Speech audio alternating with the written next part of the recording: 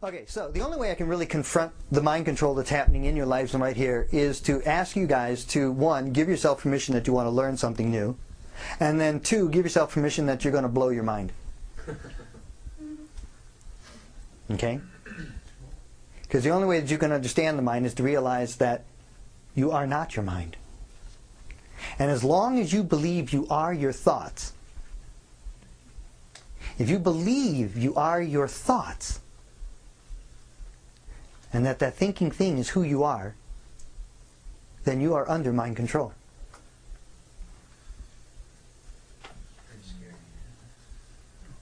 As long as you believe you are your thoughts, and that thinking thing is who you are under mind control. Because no one can change your mind, and no one can make you change without your consent. But as a result of all the programs that have come in and all the different hierarchical levels of things that have occurred in your life, from the moment you came in and all these definitions that were happening to you, you don't even know you gave your consent. Because everything that we have been exposed to, you and me alike, and I'm working against this stuff every day. It's just because I know it doesn't mean it's not active. I've got to work with it every single day. Did you know that your thoughts aren't actually even your thoughts?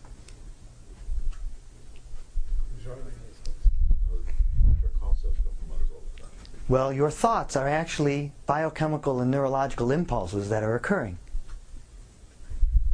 They're an automatic process that's just happening. And that when you have a problem, okay, let's say you have a problem, you got to solve a problem in your life. All right, I got a problem. No? It's real stressful. Right? What happens is that what problems are is a chemical disequilibrium that's occurring in your body. You have a chemical environment where you get a yucky feeling. This is a technical term. And you have this sensation that's occurring in your body. Now, over the series of processes that you've learned over your life, you apply in linear terms these concepts and ideas and these thought forms, which are all eliciting chemicals to try and neutralize the chemicals that are causing that yucky feeling. And when you have thought through the various series of thoughts enough and enough and enough, and you've elicited enough chemicals to get rid of that feeling, and you've neutralized it or equilibrated it, you then have the aha experience, where you're free from that yucky feeling. And here you think you're thinking thoughts, you think you're using logic, and all your brain is doing is applying these linear recipes that it thinks are thoughts to equilibrate the chemistry of your body. That's very embarrassing. I think some people, and I could use myself as a perfect example, instead of necessarily always, coming to a positive conclusion, it can kind of turn into a spiral. You might end up having a bad day.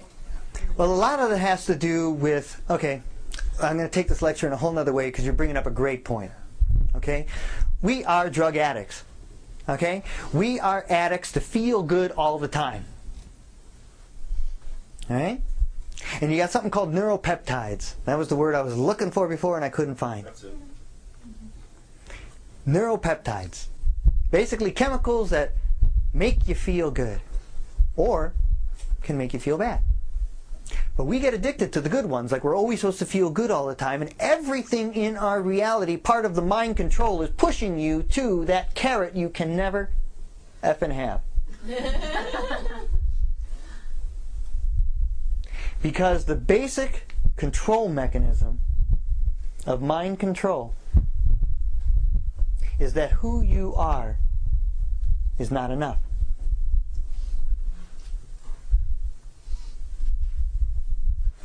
That who you are is not good enough. And then we are thrust into this if-then reality, as I call it. if I only do this, then I can be happy. If then, if then, if then.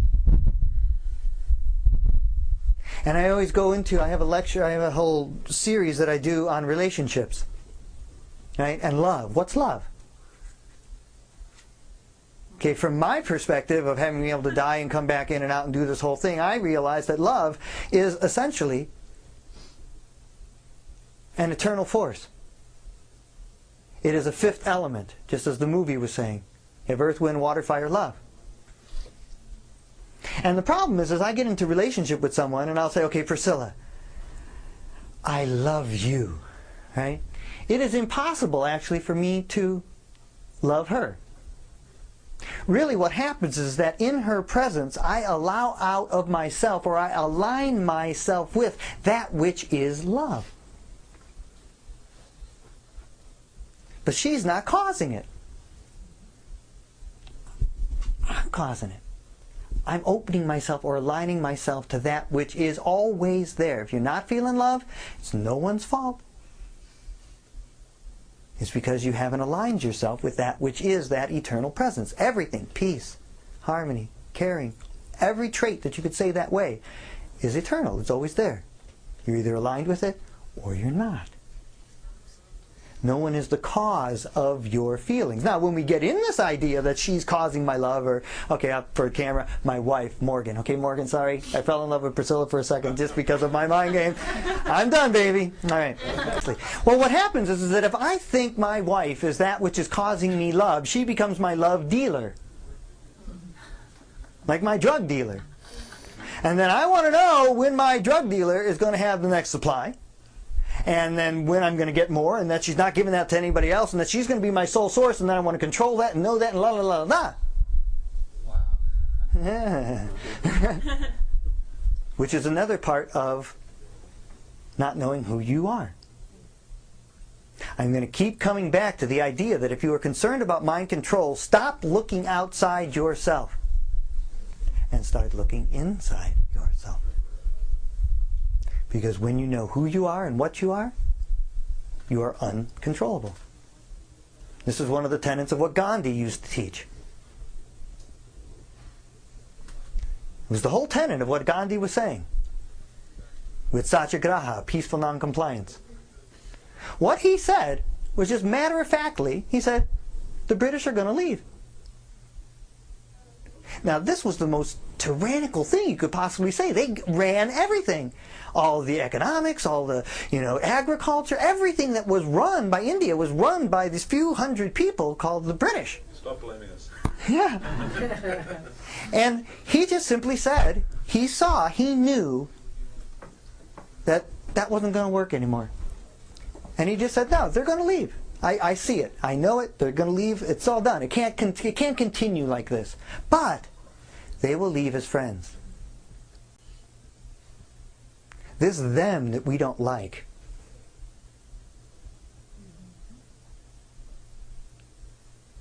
I'm here to say there is no them. That which we see outside ourselves that we don't like is in fact an extension of that which we have not accepted about ourselves as individuals. When you get into the quantum physics of how it all works, you talk about how everything is conserved. You guys know about the law of conservation? Right? There is no loss or gain. It's all just transformed. Never any loss of water on the planet. It's either in vapor, it's in clouds, it's in snow, it's in ice. No destruction. Right. The same is true for thinking. In that everything is perfectly always equilibrated. Think of a trait of a human being that you don't like. Don't shout out any names right now because everyone will have some. But someone who's irritating you, something that's awful, something that you don't like. That negative trait that you are identifying, that trait, that human trait, let's say it's selfishness or arrogance or something like that, vindictive, mean, whatever that trait is, by you identifying and giving meaning to, okay, because we give the meaning to it. There's no meaning in it. we put the meaning on it. By us giving that meaning to it, we create that negative charge. But the negative charge isn't out there. The negative charge is within ourselves. And so we are holding up part of the equation, and they have to be that way for what we're saying over here to be true. But when we are capable of saying, well, you know, I've been an asshole sometimes, and I've been selfish sometimes, and yeah, I can see how that is, and actually, you know, their being like that is really a benefit to me, because I'm realizing that I don't want to be that way, and I can be able to talk to all these people, and I equilibrate it chemically inside myself. I literally neutralize the charge that is holding them in that state of consciousness. And the physics experiment that proves that is that they found, you know, in quantum physics, they say that the basic building block of everything is the photon, or light. That everything in the whole universe, in the physical world, is built upon light, the photon. So scientists actually split light in half, creating the positron and the negatron. They then boxed them up, took the positron 11,000 miles away, set it up in another laboratory, synchronized 2 atomic clocks down to the nanosecond, and then electromagnetically they changed this positron to a negatron, and at the exact nanosecond, the negatron 11,000 miles away changed to a positron. Then they changed the negatron to the positron, and at the exact nanosecond, it switched back. So the things you are holding charge to, you are keeping manifested. This is one of the tenets of mind control. Think about who you're busy being. Think about the negativity. Think about what you are projecting. Is there someone who would like to volunteer to come up and do something? Okay, come on up for a second. What's your name? I'm Nicholas. Hey, Nicholas. I'm Joe. It's a pleasure. Right on. What's going on? So, how many of you are familiar with kinesiology, muscle testing? All of us, right? I am. Okay, so what we're going to examine here today, right now, with Nicholas, is we are going to see the effects of positive or negative thinking through doing muscle testing. Okay? So, you willing to do that? Sure. Okay, can you face forward? Just right here. Okay? And what I'd like you to do is I'd like you to extend your arm out straight to the side of your body here. Now what I'm going to do is I'm going to establish what's called a baseline. We're going to see how strong he is. Okay? So I'm going to take these 2 fingers, you see that? And I'm going to push down, and I want you to resist. Okay. Okay? So I'm going to push down and you hold your arm up. Okay, very good. All right, now relax your arm. Now what I would like you to do, and you can do it privately and to yourself, so I'd like you to close your eyes, and I'd like you to start thinking negative thoughts about yourself. God, I'm worthless, I'm useless, man, I wish I could make more money, I just, you know, if I'd have done this, I'd have done that. Whatever it is that you can just really muster it up, say it with gusto. Really just get it into yourself, you know, God, I'm a piece of shh, or whatever, you know, and just... Try not to do this sort of thing. Just do it right now, I dig, man. There you go, trying again. But really, just pump it up. And go ahead and just keep on doing the negative thoughts. Negative thoughts, really, I'm useless, I can't stand myself, and what have you. Put your arm out to the side, keep your arm out to the side, and I'm just going to do this, and really kind of pump it up, pump it up, pump it up. Not 2 fingers, 1 finger now. Keep on, you know, just, I'm awful, I can't stand myself, I can't stand myself, I can't stand myself. Relax your arm. Okay? Now, what I would like you to do is I'd like you to start thinking all the positive thoughts about yourself. God, I'm a beautiful human being. I love myself. I am so beautiful. I am wonderful. I am really a selfless being. I'm really here to serve the planet. God, I'm just, you know, so many people love me, and I love me. Just on and on and on. Do it with gusto. Really just love yourself. Really, really, just as much as you can. Just fill yourself up and just pump yourself up with those positive thoughts. Go ahead and just do it as much as you possibly can. And then extend your arm out to the side. And I want you to keep thinking those positive thoughts as much as you can, as much as you can, as much as you can. Yeah. Not 1 finger, not 2 fingers, my whole arm. And he pushed up. Okay, relax your body. Okay. His arm came down because I pushed so hard, but if you saw, it stopped. I could not push any farther. Okay, now what I would like you to do is I would like you to look at me, and I would like you to think as many negative thoughts as you can about me, how much of a waste of time, but before you start, please keep those thoughts to yourself. And project as many negative thoughts as you can possibly at me.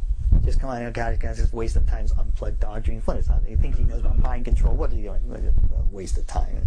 It looks pretty scary to me. It looks like that.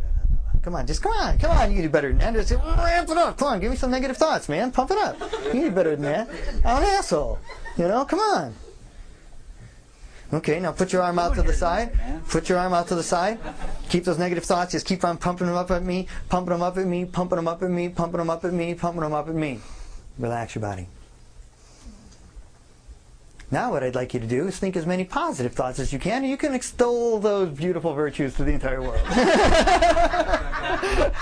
No, you can keep them to yourself. It's okay. But start thinking really positive, wonderful, beautiful thoughts about me. And how wonderful it is and how beautiful it is. And just like, oh man, wow, that feels good. Thank you very much. And then place your arm out to the side. Keep positive thoughts about Joe Marshalla. Wow, this is so great. I'm so glad he's here. God, all this information is so wonderful. He's a beautiful human being, and I really love him. And on and on and on. And push and push and push. He's resistant. Okay, and relax your arm. Okay, let's hear it for Nicholas, everybody. You can have a seat. Now, the purpose of that exercise was to illustrate that regardless of the target, regardless of the target of your negativity, whether it is yourself or outside of yourself, who's depleted? Yourself. Think about that.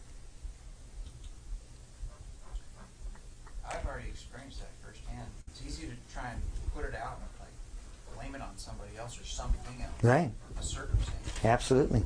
When we were thinking about that human trait before, the negative one that we could do, right?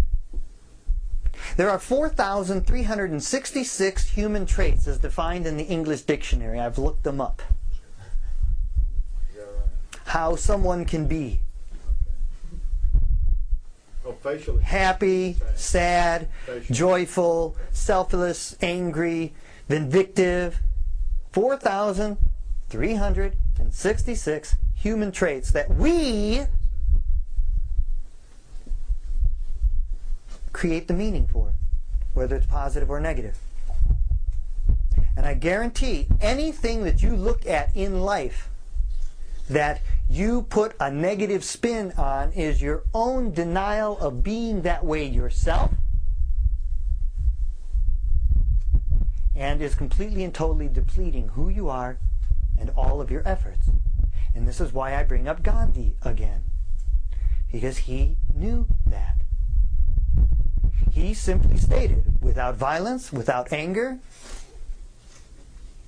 that they'll just leave. And they'll leave as friends. And that is what I hold to be true. That the things that we see and we know are going to end. And as all that heaviness and all that darkness and all that other kind of stuff is happening over there at the exact same time, there's this big ball of light and love and all this beauty and all this other stuff. It can be no other way. Where your free will lies is in either focusing on that darkness or focusing on the light. Now the key element, though, is to not get caught in creating a charge towards either one. Because just as much as we can have resentment and create a negative charge, we can create infatuation or a positive charge. And so we hold these ideals up that, oh, this is so beautiful and what have you. And in order to lift that up, you have to put yourself down. And so we live in this world, our psychology, our brain. This is what it does. It goes through the world through similarities and differences, similarities and differences. It's what I call the PDR in my spectrum. You know, the spectrum I told you about when I died on either ends. And on one end it's called the SDR, which is the spiritually driven reality is what I call it. And on the other end is the PDR, the psychologically driven reality. And the psychologically driven reality divides all that is united, divides the indivisible, separates the inseparables. And the SDR unites all that is divided. Now, where your life is happening is in the SDR, is in the repeatlessness moment. That's where it is occurring, in the here and now, where everything is fresh and new. But then we reflect on it, and then we project into it, and all this other kind of stuff over here in the PDR, and we think that this is who we are. And everything about mind control that has come at us for the last 300 years has been about separating you from this, because when you are here, they don't have control. One of the first mechanisms that was put into place was the Gregorian calendar. It's the calendar that we have today, Monday, Tuesday, Wednesday, Thursday, 2008. And in one of I've been looking for what I consider to be the biggest dogma on the planet. Okay, dogma being defined unquestioned belief. What is the biggest unquestioned belief on this planet? The way you measure time. What day it is. And what happens is that all the Aboriginal people, all the people who were in tune with nature, who were what we would call now in ecological terms, ecocentric people. You have ecocentric and you have anthropocentric. Anybody read The Web of Life? You know that book? Check it out. Very good. Ecocentric, anthropocentric. Anthropocentric people are those who believe that they are separate from the environment and that the environment is there for them to manipulate for their well-being. That's an anthropocentric person. Do we see any of that on the planet today? And an ecocentric person, which were the primitive cultures, not only believed that they were part of the environment, in fact, they didn't even separate them as part of, they were the environment. That their bodies are cells that are in the environment, that are interacting with it. And they had this intuitive connection with everything, with all of life and what have you. And the Catholic Church saw that, that's not a good thing, because if they're free and they have this intuition thing and they're all connected to the earth, we have no control over them. So hey, you know what? Here's a calendar. Boom. Today is today. And it will be this way tomorrow, it will be that way, and put everybody into schedules where now every consciousness around an ecosystem is centered around its calendar.